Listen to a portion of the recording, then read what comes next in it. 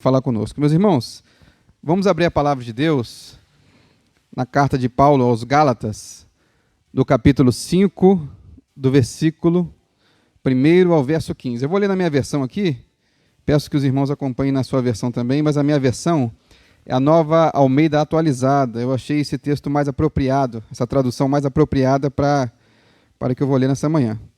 Gálatas, no capítulo 5, do versículo 1 ao verso 15. Diz assim a palavra do Senhor: para a liberdade foi que Cristo nos libertou. Por isso, permaneçam firmes e não se submetam, de novo, a jugo de escravidão. Eu, Paulo, lhes digo que, se vocês se deixarem circuncidar, Cristo não terá valor nenhum para vocês. De novo, testifico a todo homem que se deixa circuncidar que o mesmo está obrigado a guardar toda a lei. Vocês que procuram justificar-se pela lei, estão separados de Cristo. Vocês caíram da graça de Deus. Porque nós, pelo Espírito, aguardamos a esperança da justiça que provém da fé. Porque em Cristo Jesus, nem a circuncisão, nem a incircuncisão tem valor algum, mas a fé que atua pelo amor. Vocês vinham correndo bem. Quem foi que os impediu de continuar a obedecer à verdade? Esta persuasão não vem daquele que os chamou. Um pouco de fermento leveda toda a massa.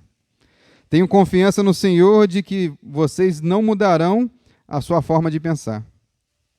Mas aquele que está perturbando vocês, seja ele quem for, sofrerá a condenação. Mas, irmãos, se ainda prego a circuncisão, por que continuo sendo perseguido? Nesse caso, estaria desfeito o escândalo da cruz. Quem dera até se mutilassem aqueles que estão perturbando vocês. Porque vocês, irmãos, foram chamados à liberdade, mas não usem a liberdade para dar ocasião à carne. Pelo contrário, sejam servos uns dos outros pelo amor. Amém? Tem o versículo 13 mesmo, meus irmãos. A palavra de Deus, através de Paulo, nos traz a seguinte questão nessa manhã: ou a lei ou a Cristo. Podemos assentar, meus irmãos? Queria até mandar um abraço para a irmã Virgínia, que está também assistindo, acompanhando a gente pela internet. E nessa carta, é uma carta que Paulo manda aos Gálatas com o intuito de sempre exortar, dar informações e combater também heresias, imagens erradas do Evangelho. E, meus irmãos, essa carta ela é tão importante para nós e foi tão importante ao longo da história da igreja que Lutero, ao ler essa carta, se sentiu libertado de um jugo na qual a igreja, naquele momento, o colocava e que não fazia sentido algum. Lutero, como um monge agostiniano, fazia práticas de chicotear, evitar mutilação e várias outras coisas que ele tentava matar a carne no seu coração através de atos humanos. E a gente sabe muito bem hoje, inclusive com o avanço da ciência, que o que comanda o nosso corpo é o cérebro, e não o coração, e não o fígado, não o intestino, é o cérebro. E nós sabemos que a nossa corrupção, o pecado, vem da nossa mente. Passa pelos nossos olhos, pela boca, pelos ouvidos, mas é a mente que controla o nosso pecado. Então Lutero, naquele tempo, ficava o tempo todo se martirizando, e nesse martírio incessante, tentando se livrar do pecado, ele percebeu que nada disso era suficiente. E, com isso, ele leu Romanos, o capítulo 1, versículo 17, dizendo que o justo viverá pela fé. Daquele momento em diante, ele entendeu que nada daquilo era necessário. Aquele martírio, aquele sentimento de culpa não faria diferença. O que faria diferença era ele se entregar a Cristo, viver para Cristo, pedir perdão aos seus pecados e pedir a Jesus Cristo e o Espírito Santo que a cada dia moldasse o seu coração, a cada dia transformasse. E nós comemoramos agora, de 31 de outubro, os 503 anos da Reforma Protestante, e através desse homem usado por Deus, ele buscou reformar aquilo que tinha perdido a sua forma original, da Igreja de Cristo. Então é interessante que nesta carta também foi usado como instrumento de bênçãos para outro homem de Deus ao longo da história da Igreja, chamado John Wesley. É interessante, meus irmãos, que John Wesley ele já era pastor, ele já servia uma igreja local, só que ele se entendeu convertido de fato, olha que interessante, após ler o prefácio de Lutero à carta aos Gálatas. Ele entende que a sua conversão de fato aconteceu nesse momento, quando ele entendeu que Jesus Cristo era suficiente, era único e exclusivo. Não havia outro modo de se chegar a Deus a não ser através de Cristo.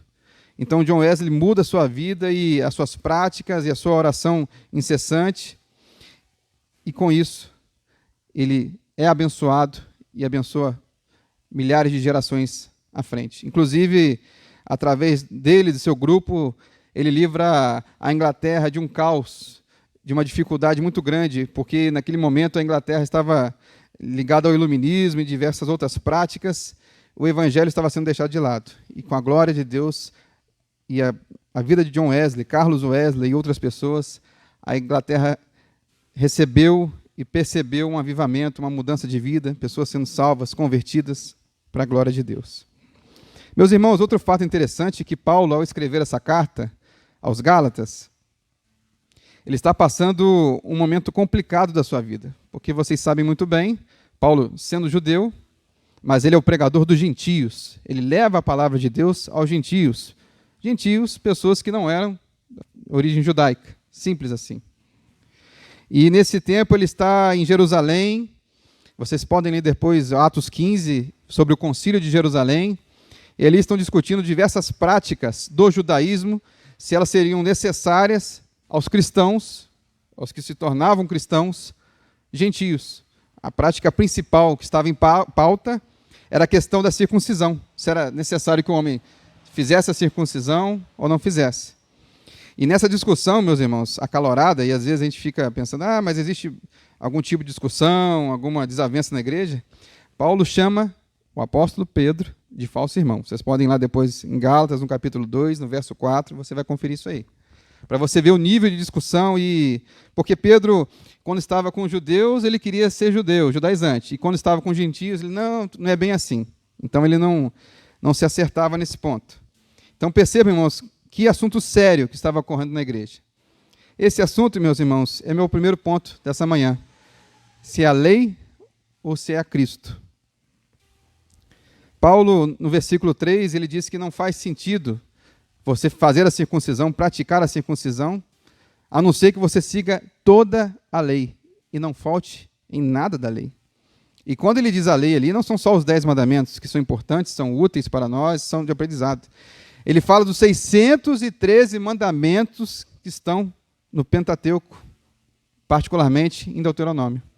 Então, meus irmãos, é muito fácil a gente perceber, a gente achar que cumpre a lei, que segue as normas, mas, infelizmente, nós, como seres humanos, imperfeitos, não conseguimos cumprir toda a lei. Eu acho interessante, meus irmãos, que nós temos esse mal, eu posso dizer, de Adão e de Eva, de sempre colocar a culpa no próximo. Eu me lembro de uma situação que um motorista muito correto, uma pessoa muito correta no trânsito, só que, por um lapso de momento, ele atravessou o sinal vermelho.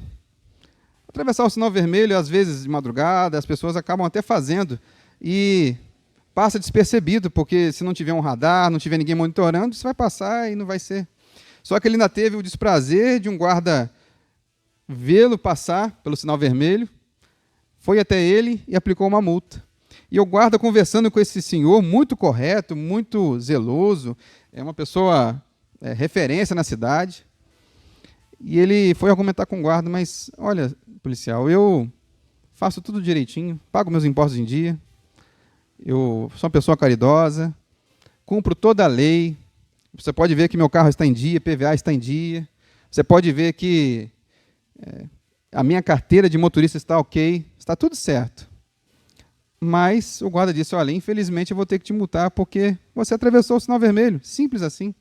Então, infelizmente, meus irmãos, infelizmente, pela nossa carne, nós não cumpriremos toda a lei. Nós buscamos seguir a Cristo e segui-lo com zelo, com amor, com fidelidade. Mas, infelizmente, não cumpriremos a lei. Aqui o texto ele está combatendo uma heresia chamada legalismo de um grupo de judeus que queriam colocar fardos e jugos naqueles cristãos gentios. Então, meus irmãos, a questão da circuncisão, nós sabemos que a circuncisão por si só não faz mais sentido para nós. A circuncisão apresentava a pessoa de Cristo. Quando era feita a circuncisão, a aliança de Deus com Israel, olha só, eu estou fazendo uma aliança com vocês, que ela será finalizada ou consumada na pessoa de Jesus Cristo. Então, esses judaizantes, esses legalistas, queriam o tempo todo impor regras humanas na igreja de Cristo.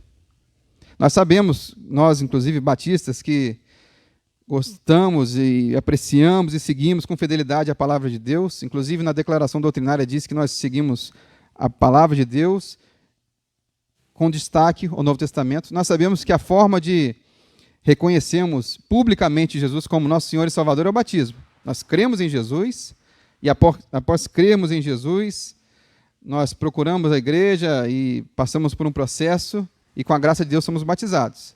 O batismo é importante. O batismo é a porta de entrada para que nós tenhamos uma comunhão verdadeira com os irmãos, uma comunhão plena. Mas isso é mandamento, é a ordem de Jesus. São as duas ordens que Jesus deixou, que nós praticamos, que é a ceia do Senhor e o batismo. Mas as outras situações, o Espírito Santo vai trabalhando em nossos corações e ao longo do tempo vão sendo acertadas. Agora, meus irmãos, questões pessoais e pontuais, é Deus que trabalha. Nós vemos, infelizmente, algumas igrejas afora que colocam tantas regras humanas, tantos fardos, tantas dificuldades, que a pessoa pensa assim, mas é praticamente impossível. Por quê? Porque na mentalidade dessas pessoas, elas acham que a salvação em Cristo Jesus será feita através da sua roupa, do seu corte de cabelo, da sua forma de usar a barba ou não usar a barba, mas pelo contrário é simples, é a fé em Jesus Cristo. O Espírito Santo, ao longo do tempo, vai te confirmando isso através da santificação. Mas não, algumas igrejas ainda estão, infelizmente, presas a esse legalismo. Algumas chamam até de uso e costume, de querer impor regras humanas, achando que aquilo irá santificar. Nós sabemos que a santificação vem com a nossa vida pautada em Jesus Cristo. E nisso vem um segundo ponto que eu quero deixar essa manhã para os irmãos, que é cuidado com a falsa santidade. Cuidado com a falsa santidade. Meus irmãos, nós somos especialistas, nós gostamos de criar regras. Nós temos o nosso jeitinho de criar regras. E, às vezes, as regras são nossas, são da nossa mente. Não está nada na Bíblia. Eu me lembro, quando eu era criança, numa determinada igreja, graças a Deus eu tive uma infância muito feliz e pude fazer aquelas brincadeiras de criança que hoje, infelizmente, algumas crianças estão se perdendo, que é jogar bola, rodar peão, bola de gude, e eu tive esse privilégio de ainda pegar uma geração que podia ter essa brincadeira na rua, que hoje, infelizmente, está se perdendo. E eu me lembro de estar numa determinada igreja e com o meu peão, eu sempre andava com o meu peãozinho, rodando meu peão lá, brincando, às vezes até sozinho. E chegou uma irmã, vamos dizer assim, do nada, apareceu perto de mim, me começou a contar uma história de que peão não era uma coisa certa, e que caiu, um menino foi rodar um peão em determinado lugar, e quando ele rodou um peão, caiu um peão do céu e quebrou o peão dele. Mas, graças a Deus, meus irmãos, que naquela época eu já tinha uma certa compreensão das coisas, eu olhei para a irmã assim, de forma educada, obrigado, irmã, pela orientação, peguei a minha fieira, peguei o meu peão e continuei rodando meu peão. Está onde na Bíblia que não pode rodar peão, meus irmãos? Me mostra aí. É claro que na época talvez nem tivesse peão, mas é uma prática infantil, não estava ofendendo ninguém, não estava... Entendeu? Então, às vezes, as pessoas ficam apegadas a tantas coisas humanas, pontuais. Eu não estou dizendo que eu sou salvo em Jesus, eu posso fazer o que eu quiser, não é nada disso não, meus irmãos. Eu não estou aqui anulando a lei, Mas a lei, se você ler Paulo, a lei é para nos condenar. Você pode ir lá depois, em 2 Coríntios, no capítulo 3 e 14, e o capítulo 2 também vai discorrendo. A lei foi criada para nos condenar, para nos mostrar que somos pecadores, que o nosso mérito, o nosso merecimento é a morte eterna, é o inferno. Mas graças a Jesus Cristo, que nos dá a vida eterna. E que cumpre toda a lei, e fala, olha, eu cumpri toda a lei, eu estou, Jesus, no caso, sem pecado, 100% homem, 100% Deus, ele veio para nos salvar e nos justificar. E é pela fé em Jesus. Não é por atos humanos, concepções humanas que irão nos salvar. E a gente tem visto, às vezes, as igrejas apegadas a tantos detalhes minúsculos. Eu não estou dizendo que a gente pode viver sem regra, sem nenhum tipo de regra. A gente, naturalmente, através do Espírito Santo, ele vai nos mostrando o que nós devemos mudar. E é necessário haver mudança. Quando você salva Jesus, você se converte, a mudança acontece. Só que não é por força e nem por regra humana. É o Espírito Santo de Deus que nos convence do pecado, da justiça e do juízo. Mas aí vem a seguinte pergunta. Então você está dizendo para mim, né, quem assistir só a primeira parte, pode entender assim, não, André agora está dizendo que está tudo liberado. Está tudo tranquilo, a gente pode fazer o que bem entender, o que o nosso coração mandar. Mas é importante, por isso que eu li todo o texto, até o versículo 13, que Paulo também exorta, meus irmãos, essas regras humanas que os judeus estão colocando no meio da igreja, regras humanas ou regras como os fariseus fazem, ou faziam, no caso, em Mateus 23, que era dizer, no sábado você pode andar só 100 metros, se você andar 200 metros, você está anulando o sábado. Olha, o véu tem que ser assim, tem que ser assado, a forma que você lava o prato, tudo isso era levado a pé da letra, a expressão mais simples para resumir isso. Mas Paulo não está dizendo que por conta desse excesso de legalismo, nós podemos fazer o que nós quisermos. E ali ele fala da liberdade, no versículo 13, mas não fala da libertinagem, que é um outro problema sério, que é um outro excesso que a igreja comete, que algumas igrejas também, infelizmente, estão cometendo, que é a tal da libertinagem. Você vê hoje a teologia da prosperidade, você vê hoje a teologia do coaching, que essa teologia, meus irmãos, acaba trazendo problema para a igreja. A teologia da troca. A prosperidade é bíblica? É bíblica. Eu creio na prosperidade bíblica.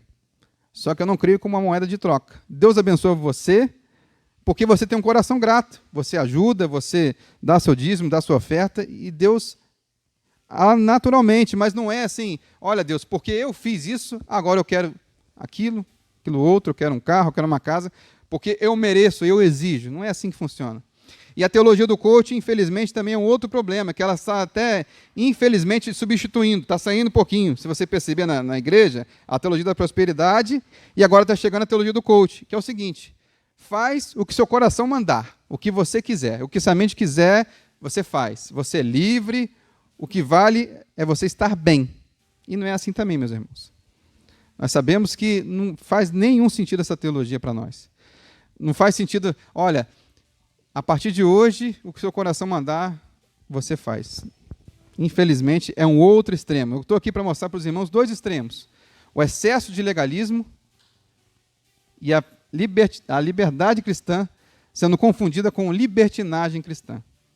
Então, que nessa manhã nós possamos sair daqui com essa linha de pensamento. Olha, tem coisas que eu tenho que olhar, eu tenho que ver, tenho que perceber se isso é realmente necessário ou se não é. Mas peça ao Espírito Santo para sempre mostrar no seu coração, através da leitura da palavra de Deus, olha, essa prática que eu estou fazendo condiz com a palavra de Deus ou não condiz com a palavra de Deus? E se não condiz, Espírito Santo, me ajude a cada dia a melhorar, a buscar a santidade, a viver conforme a tua santa vontade. Mas também, meus irmãos, não pense que por alguns excessos que foram cometidos em alguma determinada igreja, que agora o contrário é válido. Não, agora eu posso fazer o que eu bem quiser, o que eu bem entender, o que meu coração mandar, o que minha mente mandar. Olha, a partir de hoje está tudo liberado. Isso também está errado. Infelizmente, semana passada, um pastor falou sobre a atualização da Bíblia. Obrigado, irmão. E eu achei isso um absurdo, atualizar a Bíblia. A Bíblia, ela se renova a cada manhã, quando nós a lemos, mas ela está lá, ela não mudou. A palavra de Deus não muda. Hebreus, no capítulo 13, no verso 8, diz que Jesus é o mesmo ontem, hoje e para sempre. Amém? Então, meus irmãos, não nos deixemos ficar contaminados com essas doutrinas de hoje, essas heresias, esse povo que quer impor goela abaixo, quer nos impor coisas que também não estão na Bíblia. Não fiquemos hoje apegados a certos tipos de mensagem e certos tipos de palavra que só servem para massagear o seu ego, o seu coração. Olha, seu pecado está aí, mas pode continuar. Não tem problema não. A Bíblia precisa ser reformulada, ser refeita ou atualizada. Isso não existe. Pecado continua sendo pecado. Nós amamos as pessoas, nós devemos amar todas as pessoas e tratá-las de forma amorosa. Mas não significa que não devemos aceitar o pecado delas ou achar, não, isso é normal, é coisa da sua cabeça. Essa palavra breve, meus irmãos, que eu senti no coração de falar à igreja essa manhã, é sobre isso. Que nós possamos aprender a limitar o que é de Deus e o que é do homem. Mas isso servindo para os dois lados. Que nós não possamos cometer exageros de achar que tudo tem que ser feito à risca e que coisas humanas, práticas humanas do dia a dia servirão para nos salvar ou não. Falei do exemplo de Lutero, que ele achava que através da morte do corpo dele, isso infelizmente perdurou na igreja durante séculos, resolveria o problema. Colocar uma mordaça na boca, ficar dentro de casa, no sentido de não poder conversar com ninguém, ou... né? Colossenses 2, no versículo 23, Paulo fala sobre isso. Daquelas irmãs ou irmãos que têm uma falsa santidade, uma falsa espiritualidade. De achar que pela sua... A gente olha assim, nossa, que irmã consagrada, ela usa uma roupa assim, uma roupa assada, ela ora de manhã e de noite, mas a santidade não está naquilo. Se ela se santifica, é na sua vida em comunhão com Deus, e não a sua roupa ou no fardo que ela vem impor ou não impor nas pessoas. Nós temos que ter cuidado com isso. E temos também cuidado com as pessoas que, infelizmente até talvez frustradas com esse excesso de legalismo dentro da igreja, com esse excesso de regras que às vezes eram exageradas, querem cambar para o outro lado. Querem achar que pode tudo, posso fazer o que eu quiser, e etc. Jesus deixou, em Mateus, no capítulo 11, no verso 28 ao 30, vinde a mim todos estáis cansados e sobrecarregados, que eu vos aliviarei, porque o meu fardo é leve. A palavra está explícita. Ali não está dizendo que não há fardo. Não está dizendo que a nossa vida, após estarmos com Jesus e caminharmos com Jesus, será fácil. Será sem problemas, será sem dificuldades, sem nenhum tipo de doença, sofrimento. Jesus não disse isso. Só que o fardo dele é leve porque você passar por tudo na vida com Jesus é completamente diferente do que passar sem Jesus. Então, meus irmãos, que nessa manhã nós saímos daqui com essa preciosa lição de Paulo sobre a questão do fardo.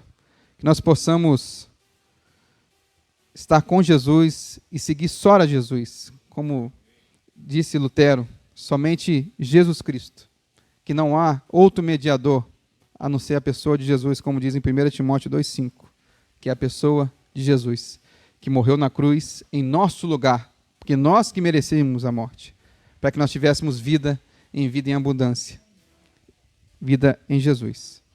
Amém, meus irmãos? Passado aí por um momento de renovação da Assembleia, da diretoria, e eu deixo essa palavra para nós, que nós possamos continuar, como foi falado aqui, em oração por missões, em oração em jejum, inclusive, que é muito importante para a igreja, porque em jejum você mata a carne e fala, olha, essa carne é passageira, essa carne ela é pecaminosa, essa carne vai me matar, nós vamos morrer, morte física, a não ser que Jesus volte antes. Glória a Deus, se isso acontecer. Mas essa carne irá nos consumir um dia. E o jejum é para isso, é para mostrar que, olha, apesar de estarmos nessa carne, nós dependemos da pessoa de Jesus, nós dependemos do Espírito Santo de Deus em nossas vidas. Então isso é importante e que a nossa igreja cada dia continue praticando. O evangelismo e missões e tantas áreas da igreja que nós temos que servir e ajudar a Deus. Que Deus possa nos dar sabedoria, discernimento, entendimento para essas questões da nossa Igreja Batista da Capelinha. Senhor, meu Deus, nosso Pai, obrigado, Senhor, pela palavra tão importante, ó Deus, tão importante, que nós possamos discernir, ó Deus, com os olhos da fé, com a orientação do Teu Santo Espírito, o que é realmente necessário e o que não é necessário. Nós entendemos que nós somos livres em Cristo. Agora, não mais a circuncisão e algumas regras que foram da aliança com Israel são necessárias para nós, ó Deus. Mas nós entendemos que ainda nós temos que cumprir regras e viver regras, não por imposição, mas por liberdade. Como diz a Tua palavra, que onde o Espírito está, a liberdade. Nós entendemos naquele texto, ó Deus, que através agora do Espírito Santo, que retira o véu dos nossos olhos, nós podemos enxergar, ó Deus, a liberdade que é em Cristo. Liberdade para Te servir, liberdade para Te louvar, ó Deus. E como Paulo também disse, falando tanto sobre liberdade, que ele era escravo de Cristo, servo de Cristo. Então que nós possamos ser servos do Senhor Jesus. Escravos no sentido de render total obediência ao Senhor Jesus. Ó Deus, muito obrigado por essa igreja, ó Deus, que tem sido fonte de bênçãos para a minha vida. E tenho certeza que fonte de bênçãos para a vida dos irmãos, ó Deus. Continue nos abençoando, ó Deus. Continue nos dando almas, ó Deus. Nós pedimos almas a Ti, ó Pai. Não para o nosso mérito próprio, não para o nosso engrandecimento pessoal, ou para que nós tenhamos números, dados números. Nós sabemos que é o Senhor que converte, o Espírito Santo que converte, ó Deus. E que isso possa ser feito a cada dia, ó Pai. Nós pedimos, ó Deus, conversões, ó Deus, genuínas, conversões, pessoas que vão se converter, vão mudar a sua direção para a direção de Jesus, ó Deus. E não apenas adesões, pessoas curiosas que queiram vir aqui só para conhecer e ser amigo de Jesus, como é falado aí, né? Pessoas que são amigas de Jesus, mas não querem compromisso com o Senhor, Deus. Nós pedimos, ó Deus, pessoas convertidas a Ti, ó Deus. Pessoas compromissadas com o Teu Evangelho. Compromissadas, Senhor, com a Tua palavra e com esta igreja local, ó Deus. Em nome de Jesus, ó Deus. Nós sabemos das dificuldades, nós sabemos, ó Deus, dos corações que são duros, ó Deus, duros. Mas nós pedimos ao Teu Santo Espírito que vá quebrando esses corações, ó Deus, na região da Capelinha, nas proximidades, ó Deus, que haja, ó Deus, avivamento, Pai. Avivamento de pessoas que agora entendem que o seu pecado as levarão para o inferno e que elas necessitam de um Salvador, que é a pessoa de Jesus, ó Deus. Obrigado, Deus, por esta palavra, ó Deus. Obrigado, ó Deus, pelos corações aqui, ó Deus, que estão atentos a Te ouvir e a Te entender, ó Deus.